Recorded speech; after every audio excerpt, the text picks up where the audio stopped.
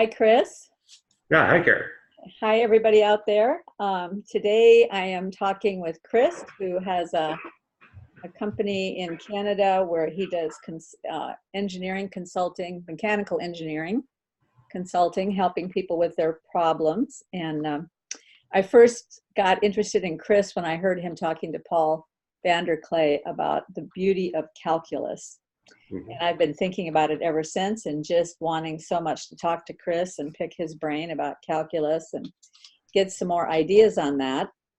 And then today I was listening to Paul VanderKlay talk about the frame problem and the category problem and how all of this relates to distributed cognition. And that's something I've thought about for a long time, how calculus and the almost infinite divisibility is so similar to the way the universe lays out, with the singularity at the beginning of the Big Bang, and then now we're down to up quarks and down quarks. We've divided the universe up into such small parts.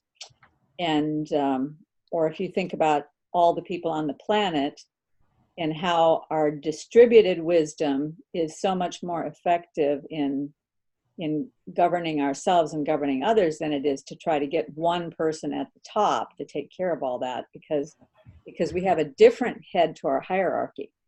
So anyway, I want to talk about those things and look forward to the conversation.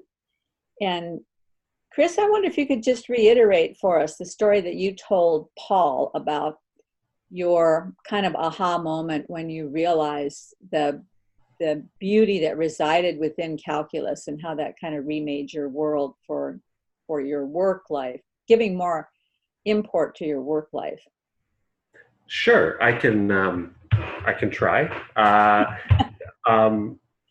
So I've been obviously doing engineering for quite a while. You can see I have gray hair. And I also have a theology degree and an interest in philosophy.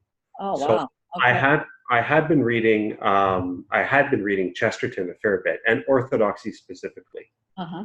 And so this was stuck in my head, probably because I'm just fairly pedantic, and like to understand things thoroughly when I begin to understand them. And Chesterton makes the point repeatedly that it's in some sense it's the paradoxes of Christianity that make it fit the world, that make it true.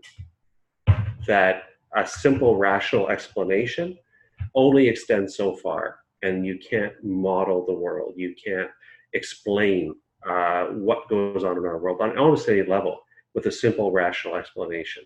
That it's actually the paradoxes that are at the heart of Christianity, like the incarnation and others, that actually suit the way we live, the way we breathe, or the way we have our being. Mm-hmm. And that really stuck in my head because it rung true when I read it, but I couldn't really map it onto anything. And then I was thinking about this late one night, and I realized that calculus works in almost the same way. That at the heart of calculus, at the inception of calculus, there was a paradox.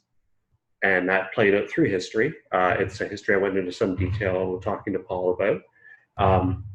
But suffice it to say that at the heart of calculus, there's this paradox that you actually accept that something can be divided by zero, that it can be infinite, but that it can be part of a larger equation. And this was fought about back and forth through the 16th and 17th century, and eventually it settled out that, yeah, it works. Mm-hmm. And most of modern technology is based on the fact that it actually works. Mm-hmm. And has driven a lot of the development in the modern world. So when I saw that, I went, wow, that is really, when you see two things that are so similar, you say, well, there's something there. And because I'm a Christian, it was extraordinarily exciting to think about there being something there. And even further, Paul and I, when we spoke, we talked a lot about the asymptote, which is this momentary leap to infinity, if you like. Mm-hmm. But calculus is something further, which is it incorporates a multitude of those. It almost systemizes the asymptotic nature of the world, so that you, let me back up. So almost any belief system involves an asymptote, like a striving towards the infinite, the unattainable. It's in Buddhism. It's in everything. Even in Judaism, there's a God at the center of worship, but it's not distributed. But Christianity distributed this, so that in Christian theology, it's Christ lives within me. Mm-hmm. And so what I thought was, it's only the Christian world that could have accepted calculus, and it maps not just onto a theism, but onto Christianity in particular. So anyway, I've been trying to work through this and also do real work Mm-hmm. in my life for a couple of years. And I forget who it was I was listening to that said that once you have an idea that you want to write about or think through or talk about, you start seeing it everywhere. And so then you start seeing it everywhere. And so I've seen this, you start seeing this in almost everything. And it seems to pop up again and again and again. Well, where I first stumbled across that idea was outside of calculus. Mm-hmm. And so I've seen it everywhere since then. That was 1981. Yeah. I was at a economics conference on Austrian economics, Mm-hmm. Irvington on Hudson, New York, in this wonderful old vintage, not a mansion exactly, but it was an old vintage home with a lot of rooms. Yeah. And it's a place called the Foundation for Economic Education, and they would invite people for a one-week seminar in the summer to come there and learn about Austrian economics. And right. I was particularly interested in it because I was a legislator at the time, and I wanted to know more about how to do a good job for my constituents. So I went to this conference, and one of the professors there was a guy by the name of Israel Kurtzner. I had reason to look him up lately, and I believe he's still alive. He was one of the most remarkable minds I've ever run across. And he talked about one of these foundational principles of Austrian economics, which is that, and I can't flush it out very well right now because I haven't read about this stuff for a long time, but one of the places where it shows up really clearly is like in the stock market. That the stock market works because it's based on the individual decisions of everybody, Mm-hmm. not on any one person. Now, it gets a little bit nasty nowadays because some of these big hedge funds or these big conglomerate funds that are in there skews the results somewhat. Yeah. But a market that's purely made up of individuals working on from their own individual desires, wants. They know their own resources, they know their own capabilities, they know how far they want to go with things, they know what they want, they know what they want to buy, what they want to sell. And that makes a market that is going to work beautifully. And so he was talking about this whole thing about, he didn't use this terminology, but I see it in some of John Vervaeke's videos. It's like this distributed cognition. Right. You use this collective wisdom of all the people. And that underneath that is also this idea that society is, the most successful societies are the ones where they're based on an internal locus of control, not an external locus of control. You internally take responsibility for your own behavior, your own consequences, your own actions. And some societies are built on external shame, guilt, retribution, for control, or dictators or something like that. But a system built on an internal locus of control and personal responsibility and the sanctity of the individual works better with this distributed cognition and local control, small, keep the control of things as local as possible. Strong families, strong communities, and drive the power down rather than driving the power up. Right. And so that is very core principle in free market economics. And then when you started talking about calculus, the way you were talking about it, I went, bingo. Yeah. That's the same exact principle. It's the same exact principle. And when I heard Stephen Strogatz talking about the beauty of calculus, and he was explaining the basic fundamental principle of calculus is to divide, you're taking sections that would be very difficult to calculate otherwise because they're odd shapes, they've got curves and whatnot. You divide them up into as many small pieces as possible, in fact, infinite number of pieces. Yeah. Then, but here's the key, you have to put it back together again. Yeah. And what I notice happening with a lot of scientists today is that as they've uncovered another layer and another layer and another layer, they've gone from the organic layer down to the molecular layer, down to the atomic layer, down to the quark layer. And then they just stop there. They atomize it all the way down and they say, well, that's all there is. But you have to put it back together again to get the solution. So it occurs to me that they haven't put it back together again yet to find the solution. Yeah, no, I think I agree with you 100%. That's so true. That well, so first the methodology of dividing things again and again and again in mathematics was called the method of exhaustion for very good reason. So that if you go back to pre-calculus, that's the terminology that was used. I think it was used by the Greeks or the early mathematicians. So you just keep going until you can't go any further, basically. And then your answer is close enough. Good enough for government work, as they say. Yeah. That's right. Or as a South African engineer I worked with once said, good enough for Canada.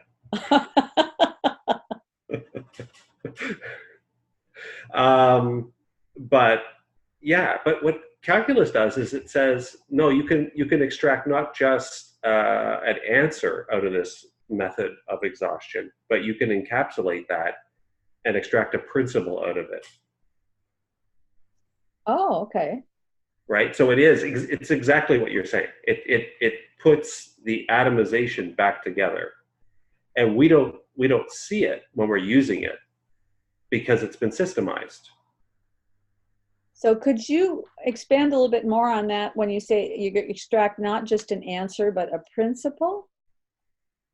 Yeah. So you, if you drill down, like if you are, oh man, I'm thinking about how to, I should have studied math a little bit before this conversation. Well, okay. But this is what happened. Let me clarify. Yeah. Because when you said that, what came into my mind right away was when Stephen Strogatz, in his Beauty of Calculus message, was talking about Maxwell's equations. Yeah. And Maxwell had his equations, he had them in algebra, and he decided to look at them in calculus. So he was reiterating them into calculus. I guess you translate from algebra into calculus. And as he looked at it in calculus and began manipulating the calculus, all of a sudden he saw a new formula. And he said, I've seen that formula before. It's the speed of light. And all of a sudden then he realized that he was looking at that light was an electromagnetic wave. And so he wasn't just looking at formulas about electricity and magnetism. He had found something entirely new because he was using calculus as his language rather than algebra. So is that the kind of thing you mean when you say not just an answer, but a principle? Yeah, that's right. So I think so. I don't know math. I haven't read the history of Maxwell's development recently. I did go over it at some, maybe it was in Stephen Storgat's book, actually, most recently. But what happens is I think what he's talking about there is that when you come up with a governing equation for some set of phenomena in the universe, and that's expressed in modern calculus terms, out of that equation, when you instantiate it, when you some of the solutions to those equations are actual normal algebraic equations that allow you to solve a simplified version of that differential equation. So, and there's a whole echelon of these. There's Einstein's theory of general relativity is expressed in differential equations. One solution or one theory that drops out of that is special relativity. Okay. So the equations of motion are expressed in differential equations. You can drop out of that the motion of a specific body in a specific time and space under specific loads. So that's kind of the echelon of how calculus works. So the equations that people eventually were able to formulate using the principles of calculus are what are described as governing equations. So yeah, by going down to the infinitesimal and then accepting that, they're able to formulate these governing equations for various principles. And the Maxwell's equations, the theory of relativity, there's a few others around that are huge in our world.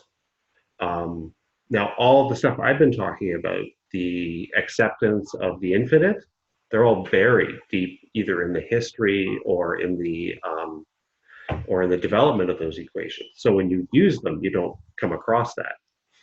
So you mean it's sort of that part is axiomatic?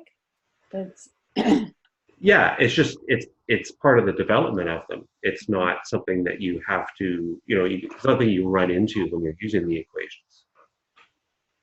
So you don't necessarily think like that as you're doing it. No. That, it probably would make it a lot easier for young people when they're learning calculus if somebody explained that to them before they started learning it, because then they would understand what it is they're doing.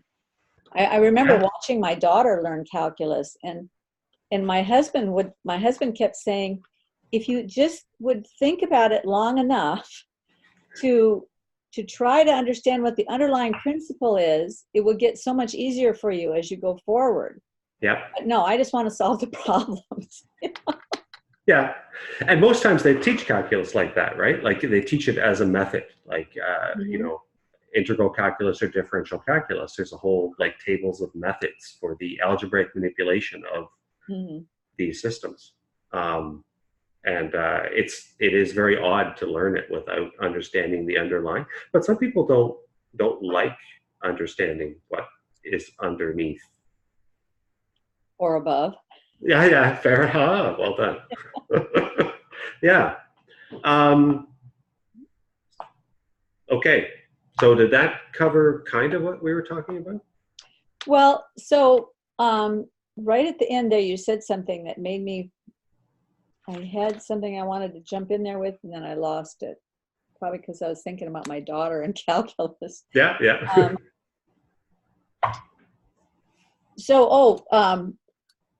One of the things that I've heard them talk about is that it's, you have the differential equations, which are based on the time difference, right? As time changes, okay. Yeah. And then you're breaking everything down into these very infinitesimal bits. You need to answer that? No, I don't think so. Sorry about that. But then you have to put it back together again with the integral equations, right? And they talked about how that part is much more difficult. The first part of breaking it down is the easy part, and then the integral part is much more difficult. And I thought, well, that's interesting, because that's kind of the way everything is. That's the way life is. Right? You analyze a problem, you can atomize it down to little bits and take it apart and think about all the action steps that you would need to take and everything. But then actually putting it back together again requires following through on all those action steps. And Yeah. it's a way more difficult process. No, absolutely. And when you're integrating something back up, you're actually coming up with the curve, in the most simplest example, the curve that fits all of the data underlying it. Mm-hmm. And so, although there's rules for most common equations and most common formulations, it can get very complicated. But integration is it's funny, the word, right? Because if you're a well integrated person, Mm-hmm. it's a positive thing. You put various parts of your life and personality together. And the same is true. I think I think they took the word and applied it to this part of calculus for that very reason, that you're putting something back together. And I take your point in general that it's that the reductionism that people seem to be satisfied with in the pursuit of truth doesn't really give us anything to live with, to guide, it doesn't really give us any larger answers. Mm-hmm. And is part of your notion or point that that's actually a considerable component in the meaning crisis? Yes, absolutely. Yeah. It's that atomization that they if they were actually looking at it as and that's what I don't understand. It seems like if they were actually looking at it as a problem, they would understand that they have to put it back together again. They have to reintegrate it. Right. But it's almost as though they're not looking at it in the same way that they would look at an authentically scientific problem, that there's more of an agenda to keep drilling down. Maybe in a sense that drilling down is continuing to look for meaning, thinking that if they can drill down far enough, they will find meaning underneath. But maybe the meaning is to be found in just reintegrating what we know we have. Yeah, but no, I mean, it's very common. And when we're doing analysis for a client and they have a problem, then we have to drill down to some kind of ground where we can find something true. But then we have to do the work to go back up the slope to say, what does this actually mean for your project, etc. So that's our job to do that. Mm-hmm. So I think both things happen, and both things happen over time in science. And I think there's a legitimate and reasonable use for reduction, for drilling down, all those things. Well, I have this little mantra that's my little mantra is the question is a gift. Yeah. And thankfully, because we live in an infinite universe, we will never run out of questions. No. Because if you don't have a question, if you don't have a problem to solve, you can't grow. You can't keep moving ahead, right? You need to have a problem to solve. So no, that's right.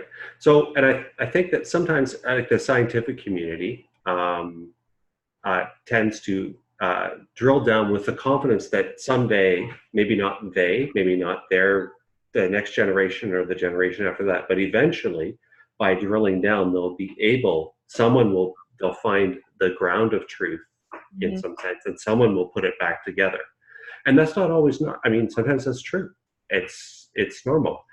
I think there's a cheap reductionism where people use this kind of logic to say, well, that's not true because it's just this or just that. Yeah. That's really the terminology. Yeah, and that's unfortunate because it's not. It's not very useful in a conversation. Yeah, I mean, there's really something very heroic about the scientific endeavor that understands that sometimes it's 100 years before what you've found even becomes useful to anybody. Yeah. Because there are things that people might find think about even Michelangelo and Da Vinci. Hmm. But they were uncovering things that weren't useful in their time because the climate of opportunity just didn't exist at that point for some of those things to come to fruition. But they Absolutely. kept pursuing it anyway. They kept moving ahead, and Yeah. Yeah. And it may not be fair, but my take on John Vervaeke and his project is that he's got a variety of grounds of knowledge, and because he's done work and studied in philosophy and psychology and done this historical work, and so he's building something up from that, right, yeah, right? So it is a ground up process that he's going through, and I think when people do that, we find it, and if when they do it well, as he's doing, we find it attractive and profound and interesting, because that's the nature of that's the nature of how we learn things. Karen, can we pause for a second? yeah, Because no someone problem. needs me to move my car. Oh, okay, no problem. So I'll be So I think we were talking about rules. I remember you saying something right. about rules because I went back to my notes and I was looking at this. This is an idea that one of the things that came off of the discussion that Paul VanderKlay was having today about the meaning crisis and the frame problem and the category problem. Hmm. And he was talking to, he was showing video clips of a philosopher from Berkeley who was talking about this stuff. And he said, you can't have a list of rules to guide you because it would require way too many rules. And the Right. reason it requires way too many rules is that we have the frame problem, which is based on the category problem. And Hmm. and all of that is based on this idea that at every moment we confront a set of infinite possibilities in front of us, and we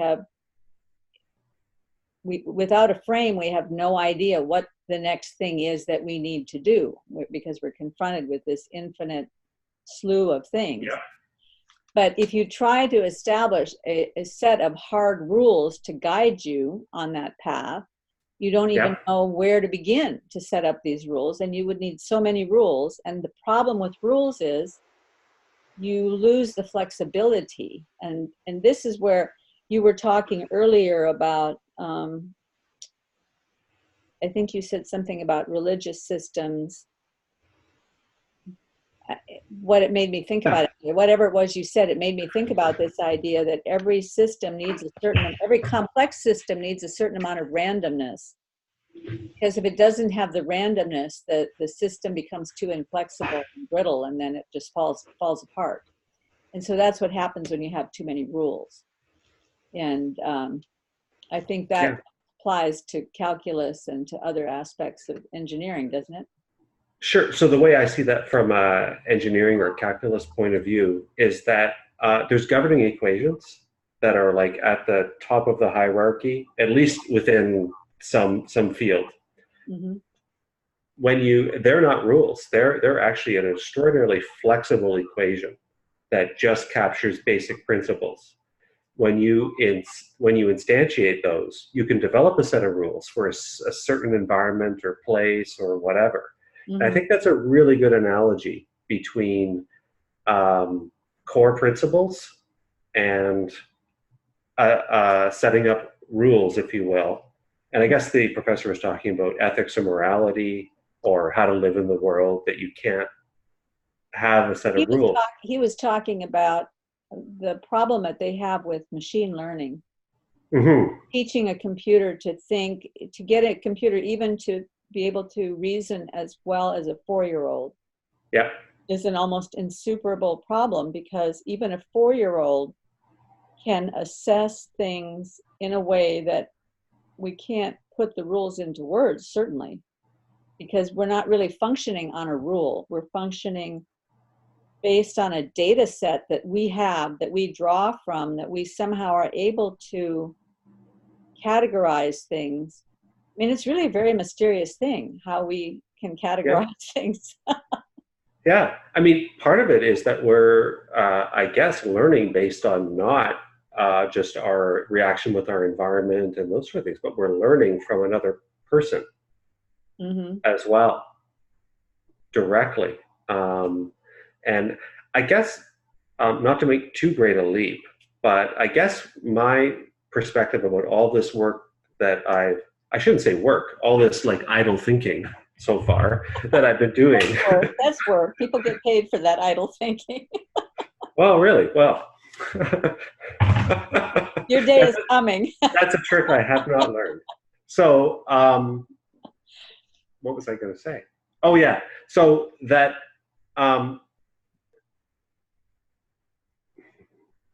that rules, if you follow rules up, if you treat it as a hierarchy, that you follow rules up to principles, and that's not at the top of the hierarchy, that you follow principles up to a personality.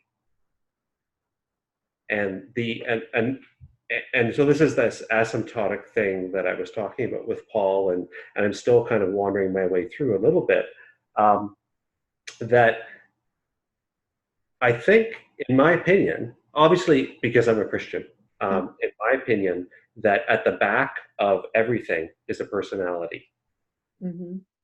That's the nature of the world. And so it's not shocking that that we run into that rules don't work universally, that there's too many options, that even the best principles eventually in some way are not workable, that it actually, you have to keep going up a hierarchy. And what's above the hierarchy from principles? You end up at something infinite. And Christian theology is that, like John 1, that the Word was God and the Word was with God and everything was made through him. And what I found, I preached on this in Cuba 2 weeks ago. Because like I said, it's always on my mind. No, I didn't preach on calculus, to be fair, because that would be really unfair to the audience or to the church and to the translator. But I think what John, the author of the Gospel of John, was doing in that, and also in First John, the letter that he wrote to the churches in general, was that there's an ongoing problem in those churches, that they were trying to make Christ into something like a demigod or something, right? That they were taking the existing principle of the Greek logos and making Christ fit into that. And what John does is, in a few sentences at the beginning of the gospel, is he takes Christ and fits the logos into Christ. So he flips that and says that the person is above the principle and the action. Everything else flows from there. And I guess if you were to say, okay, if there was a world that was made through a person, then would you not run into asymptotes wherever you try to look or to get to some ground? And I think the answer is yes. Well, I think even, this is going to sound really weird, but when you look at the picture that the astrophysicists draw, or even the quantum physicists draw of the universe as it expanded, there was the instantaneous expansion at the Big Bang, but then there's a constant expansion, and then the expansion is accelerating now. So it's almost like it's the asymptote in reverse, right? It's like everything's expanding out here, but it's expanding more and more. It's expanding faster as it goes out.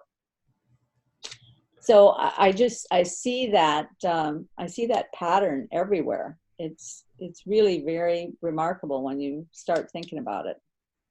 Yeah. Yeah. So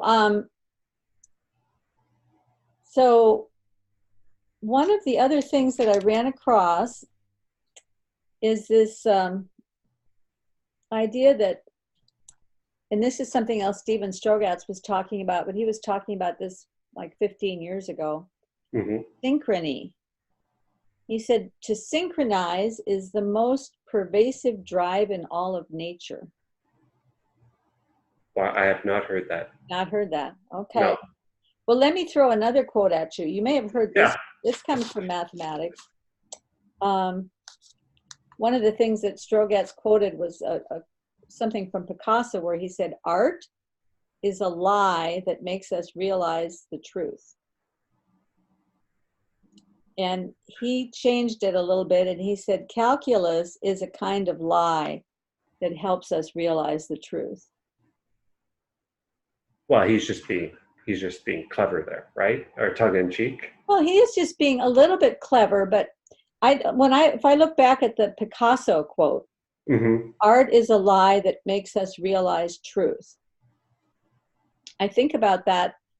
I don't know if you heard, I don't want to repeat things you've already heard, but when I did my interview with Paul a few months ago, I was telling him about this Russian friend of mine who came to the States in the late 80s, early 90s, right after the wall came down. So it must have been very early 90s. And I got to know her then. And she was telling me one time about this old Russian proverb that a truth once spoken becomes a lie. And I said, well, what on earth could that mean? That this sounded so strange to me. But the way she described it really made sense to me. And it's kind of the idea that each of us is a bundle, a matrix of a huge data set based on our life experiences, our DNA, all the books we've read and songs we've heard and things that we've done, all the skills we've learned, everything makes us who we are. So when we take in information, it comes in through that filter. So whatever information we take in, it might have a certain form, but by the time it comes through us and into our apperception mass, it becomes something else. And then when we speak out again, even if it's that same truth and we're speaking it to someone else, it is now informed with all of our life in that word. And now that word is spoken out. So I might have in my mind a truth and I can see the truth so clearly, but once I start trying to articulate it, I'm going to run into problems trying to articulate it so that it comes out truly true. Well, clearly I'm having that problem.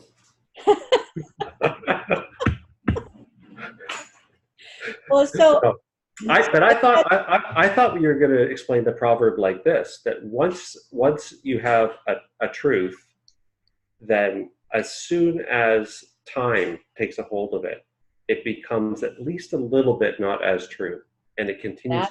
That as well, yeah. So it's time and narrative are both affecting the truthiness of that truth. So when Picasso says art is a lie that makes us realize truth, the way I see that quote is, and this happens sometimes with some of my paintings, I don't know why I'm painting something the way I paint it, and I don't really know what it means even after I paint it. And people will say to me, well, okay, what does your painting mean? And I'll say to them, well, I'd like to hear your perspective on it first, and people will see things there that I never saw. But the minute they start talking about it, something in me goes, yes, that's what I was trying to say, but I didn't even know that's what I was trying to say.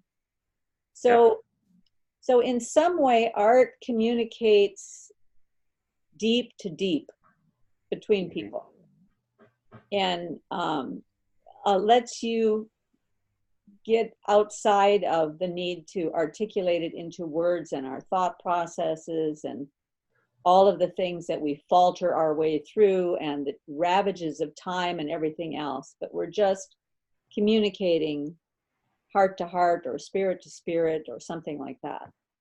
Yeah, absolutely. Also, I think that, when Christ describes himself as the way and the truth and the life, there's something that's really indicative in that proverb about why, because it, any truth suffers, as you put it, the ravages of time, but a truth that's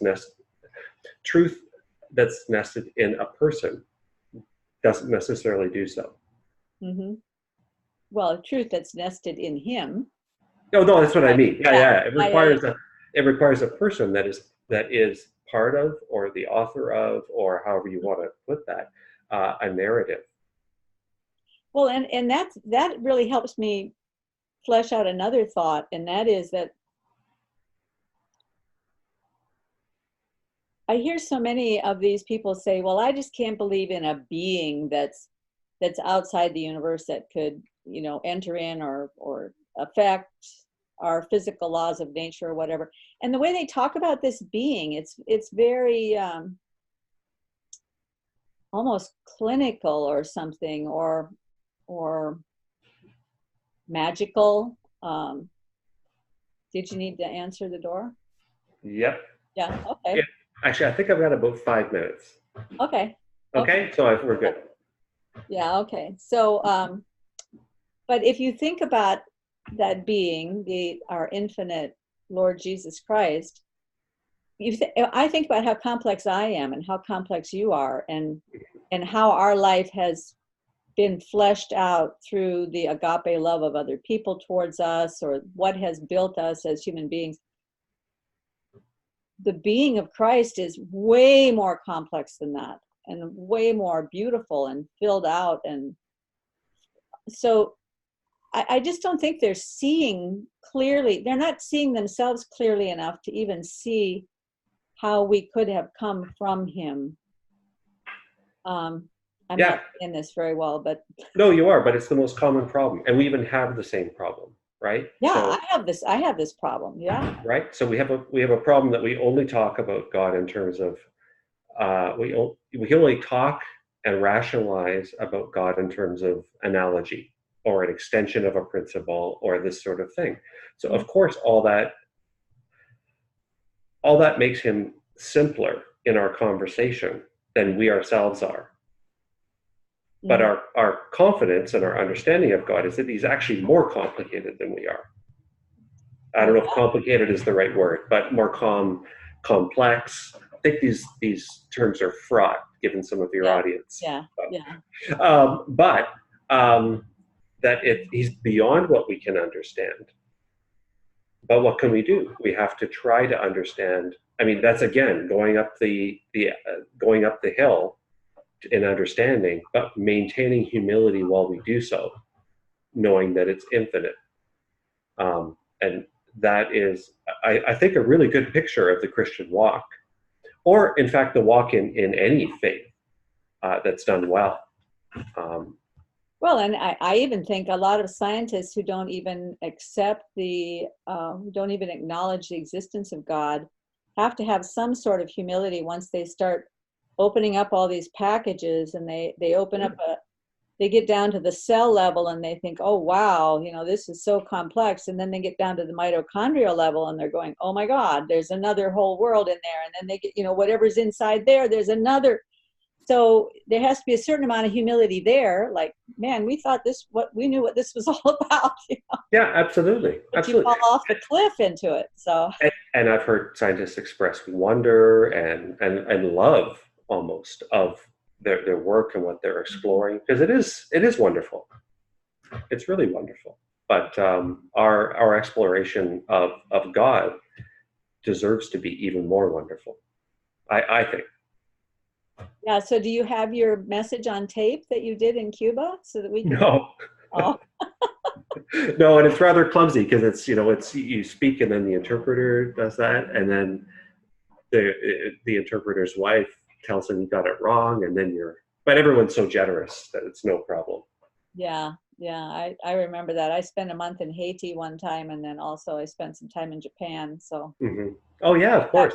In fact, I actually acted as an interpreter for a pastor there a few times, trying to interpret his Japanese back into English, and man, that was So listen, Chris, this has been a delight to be able to spend time with you, and I hope we get another opportunity. Well, I think we should, because I was really distracted. Yeah. I'm not entirely prepared of you drilling down on the mathematics, but that's... Well, and you just were ended up at the end of a long day. So let's do this again. And I'd love that. next time I would like to talk about your idea about time and narrative. Okay. Yeah, I'd like that too.